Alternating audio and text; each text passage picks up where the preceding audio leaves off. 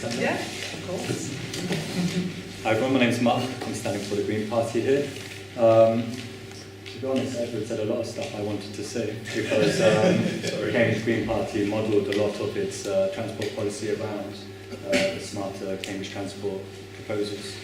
I'm going to take a bit of a big picture approach right now. I think we were given this huge opportunity with the city deal. We had an opportunity to take a step back and consider a holistic plan for the future of the transport in the city. We were given an opportunity to become a city of international repute if we chose, something like Copenhagen, like Amsterdam, a city famous for its transport system. That was something we could have aspired to. I think it also gave us an opportunity to take a step back I said that already, sorry, but to look further than the wards of Newnham, look further than the wards of Cambridge, because the city deal is not just about the city, it's about the area around the city. And it would have given us an opportunity to challenge this concept of unlimited economic growth being positive. And we should really be planning to develop the region, the whole area as a whole, rather than focusing all the growth into Cambridge, because that's what's causing the problems in Cambridge at the moment. It's causing the stress on our roads, it's causing the stress on our housing, it's causing the stress on our services. So, if we'd had a transport system that links everything around correctly, if we were able to link Cambridge to somewhere like Haverhill easily, somewhere like St. Neots easily and efficiently, we could have pushed this forward. Works. Okay. Anyway, what we saw with the city deal has been a bit disappointing so far, in my opinion. Sorry. They spent a lot of money on consultations without really coming up to the public first, and they gave us a comprehensive and very uninspired plan on how to deal with transport problems in Cambridge. All that money was essentially not all that money. A lot of the money was earmarked for buses, improving bus and widening roads, and in my opinion, it's all very short-sighted. It's very short-term vision. It's all plasters. And I know we're talking about parking today, and for me, parking is really just a plaster. It's a short-term ease, but we need to be thinking bigger about what we can do to reduce traffic in Cambridge and have what essentially we need is something you mentioned, is a dual-pronged strategy. We can't just be trying to improve public transport. That doesn't work because they get stuck in traffic. We also need to be talking about how do we reduce cars coming into the city in the first place. And that's what we're looking forward in the Green Party. Some of the things we've probably heard us talk about, the congestion zones, talking about the smarter transport management. We're looking at, there was an idea put forward by a local member in Newnham actually, who is here, suggesting obviously a big problem in Newnham are the coaches coming down Barton Road, coming down the backs. So what if we had a coach park outside of the city, and then we had an electric bus service shuttle going back and forth? Because this kind of stuff is business. I mean, a company like Stagecoach could make huge money from doing that, and that would give them the incentive to push forward a project like that. So anyway, we've got lots of ideas. I'm willing to take lots of questions and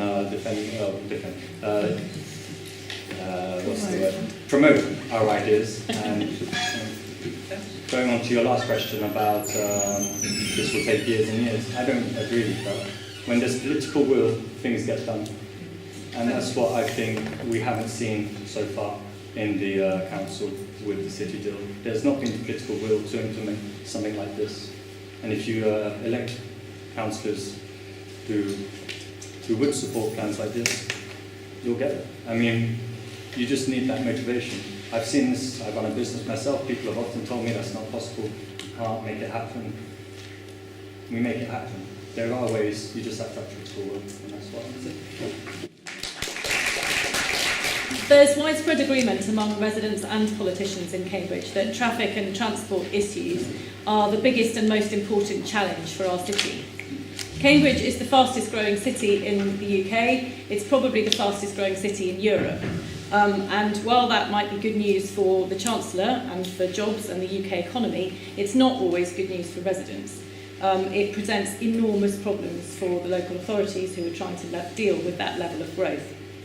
To meet that challenge, I think it's absolutely crucial that we have really, really high quality consultation with residents and with the numerous experts we have in this city on how to solve these problems. And I am enormously grateful to Edward for all the work he's put in over the last couple of years, thinking about potential solutions to our transport problems. I agree with probably about 90% of what he was talking about earlier, but I don't, I'm afraid, share Mark's massive optimism about being able to do things quickly or being able to find easy solutions, because actually all the solutions that are available have downsides and have problems attached to them. It's not easy to improve our transport infrastructure or change our parking rules. All of these things have different impacts on different groups in the population. And just as a really quick example, which is really close to home for me, the parking on Adams Road that Edward mentioned. I cycle down Adams Road twice a day to bring my daughters to school here. I happen to know that an awful lot of the people who park on Adams Road for free at the moment are the market traders. So actually, if you suddenly remove the free parking on Market Road, on Adams Road, you have a big impact on our market. And we just have to, all of these little things that we try and change, they have an impact on somebody else. And that's why it's not easy, and it really isn't easy. It was a massive achievement by Julian Huppert and Tim Bick to get the investment that the City Deal has brought to this city. It's absolutely crucial we got that investment. It was really difficult to get that level of investment and that promise out of an austerity government, so they had a huge achievement there. But the delivery of the City Deal since that money was promised has been incredibly disappointing. And I know that there are some quite good reasons why that has been the case, but there are also some very bad reasons. One of which is that the City Deal board made a really bad start by ignoring the recommendations of the Assembly. So the first meeting of the City Deal Board, there were a whole lot of schemes in there asking for rural cycle routes, and the City Deal Board just ignored them. So the City Deal Board started in a bad place in terms of consultation and in terms of listening to people.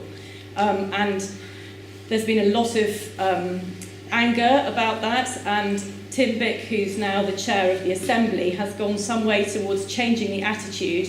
He instigated a process this year called the Call for Evidence, where he asked for interested people like Edward and other experts across the city to bring their ideas to the Assembly so that everybody's ideas could be considered. And I think that was really important, and I think we need to continue that process. And there are now a lot more ideas being talked about.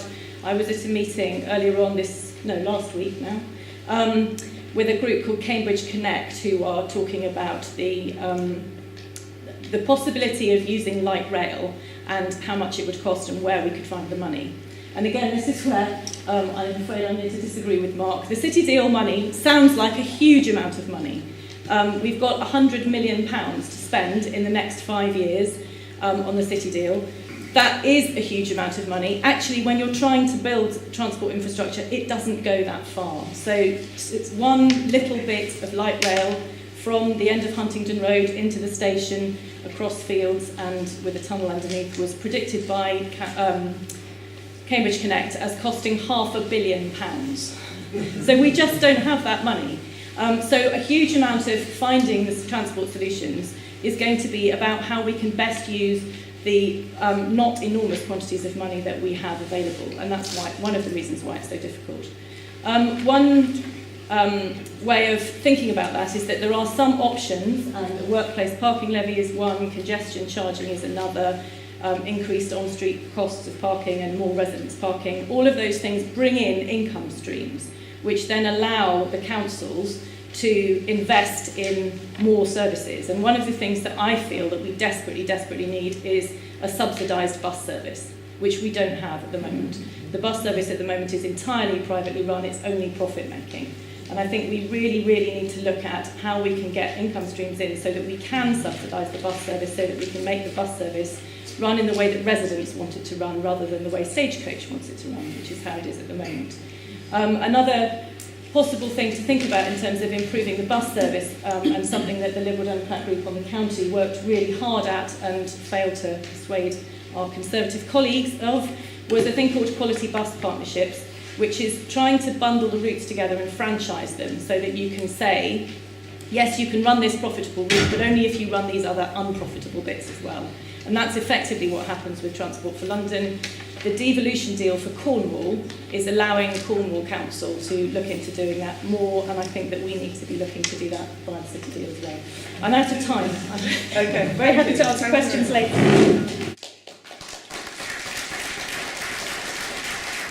I'm actually used to using PowerPoint slides myself, but I didn't have any today, so I'm just going to ask you to sort of have PowerPoint slides in your mind. So there's going to be three main slides. The first one is about the purpose, I think, of why we're here and what we want to do with our parking infrastructure and our transport infrastructure.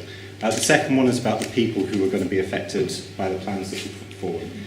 And I think the third main thing is actually how we want our plan for parking to work out. So I think we all know the reason why we're here is part of a historical inability or a difficulty of taking collective action over these issues. Now partly that's a structural problem between the county council and the city council and parking issues sort of falling somewhere in gaps between.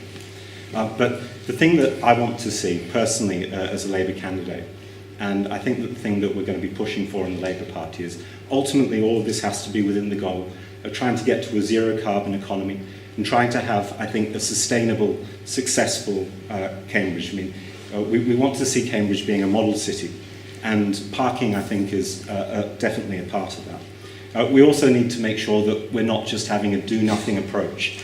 You know, so it's not an option simply to do nothing and wait and go on with consultations forever. And so that's why it's really good, and you can go online and see this. Labour's got a 7-point plan for the whole of the city, and point 4 is specifically about parking. And the basic idea behind that is to open it up to residents' decision-making and local decision-making as much as possible. So I think that if you look at the people, so second main slide, if you look at the people who are affected by parking issues, you know, I hear quite a lot knocking on doors. One of the big problems is commuters who come in, who leave their cars all day. You know, that's what's clogging up the roads. That's what's causing a lot of the congestion. And so that's important. I mean, we're at a school. If we want to reduce congestion, it's going to be better for kids on the way to school. If there's less traffic, it's going to be safer. It's also going to be better for pollution and noise. So all of these things, you know, we all know why we want to deal with parking. One of the things, of course, we've got to think about is the businesses in Newnham. So I live just at the end of Elserslie Avenue, next door to the chemist. We've got the butcher at the other side. What we absolutely don't want to do is see a scheme where customers are deterred from coming to the businesses, but also people who work there. I mean, we don't want just to have charges brought in, meaning that it's going to cost more for them to get to work. And also, I think we've got to think very carefully about not making sure that a parking scheme isn't just a revenue-raising exercise. So I don't know if you read the Cambridge News, but today we've got a story in the about the county council. 2 million record year for parking fees. So the county council at the moment, there is a tendency, we know it's all true, for parking issues to be turned just into a revenue-making strategy, but not something that is actually going to solve the problems of parking and congestion. That's what we want to avoid. We don't just want to punish commuters. We've got to make sure that the money that we raise is going back into park and ride so that we have an integrated plan. So coming to the plan specifically, I think that there's 3 main points that we've got to follow. First of all, whatever we do, I think that it ultimately has to be consensual. And so Edward talked about some of the problems with existing plans and majority votes. I think the best way is to have consultation, so that's what the Labour Party's 7-point plan for the whole city is going to be doing. And the second thing is that we can't have a one-size-fits-all approach to the whole city. So that's the idea that Labour is pushing for, to make sure that decision-making is delegated to local resident groups. As Edward has said, you know, if you've got one set of issues in one street around businesses, you know, one plan there, but you can do other things elsewhere. So within an overall framework, there's got to be flexibility. And the third thing is that we've got to make sure that it's integrated into a holistic transport system. So that's linking up parking to the idea of park and rides and making sure that everything is working together.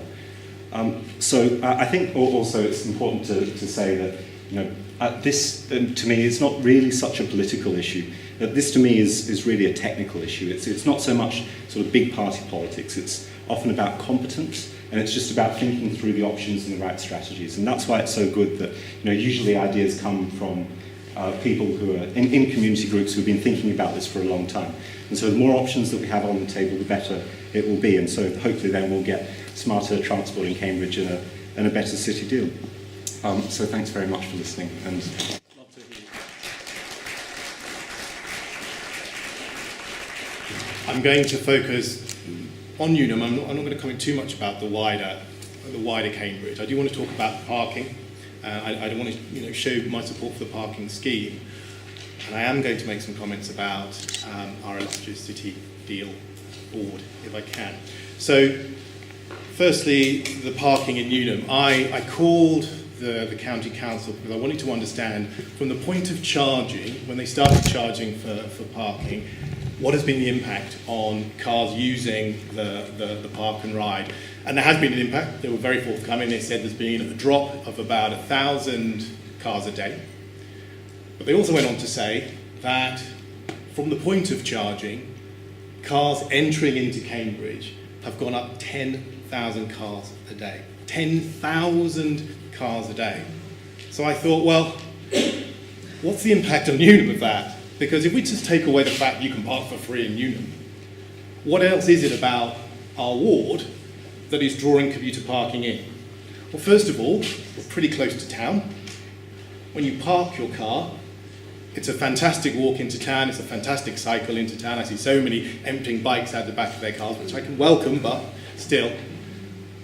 You're leaving your car, your valuable car, in the safest ward in Cambridge, and then when you come back, you're a hop, skip and a jump to the M11 and you're home. So even if we stop charging for the park and ride, I'm worried that we're still not going to usher out some of these commuter parking, because Newnham is just too attractive to park here. And why wouldn't you? So it's a shameless plea for all of us. And Ed's right, we have to get a majority of people in Newnham to support residents parking. But we don't have to have 9 to 5. It's expensive to monitor 9 to 5. It impacts mothers, school runs, carers. So if we could look at that 1 hour, that may work. But unless we put something in place, we're never going to get our streets back. On the city deal, we're told, and actually I was at a meeting the other day with Rod, and Rod told us in no uncertain terms that we have to spend the money and we have to spend it now or we're going to lose it. We're given consultation after consultation, each one perhaps less palatable than the next. And what I found interesting is, and I don't want to disagree with Ewan, is we're never given the do nothing option. We're given these sometimes terrible options, and we're never given but we can also do nothing if that's what residents feel. And then we're told, you have to make a choice. And I was told in the council chamber by the leader of the council and by the city deal board, in no uncertain terms, if Newnham does not decide, then he and the deal board will decide for it. So my message to Lewis Herbert, to the deal board, to HM Treasury, is a simple one. If spending that money means destroying and wrecking Newnham and just wrecking our historic core, you can keep it. If spending that money means driving a busway over the Westfields, over the Gog-Magogs, ripping up the trees down Milton Road, driving a bus route down Manling Road, you can keep it. If spending that money means we leave Cambridge in a worse state for our children and our grandchildren in years to come, you can keep it. But I don't think the Treasury want Cambridge to fail. I don't think the Treasury can afford Cambridge to fail. But the argument can't be about next week, next month, next year, next 5 years. The argument and the focus of the debate has to be over the next 10, the next 20, the next 50 years. We've got to decide what's right for Cambridge and not be forced to do something quickly.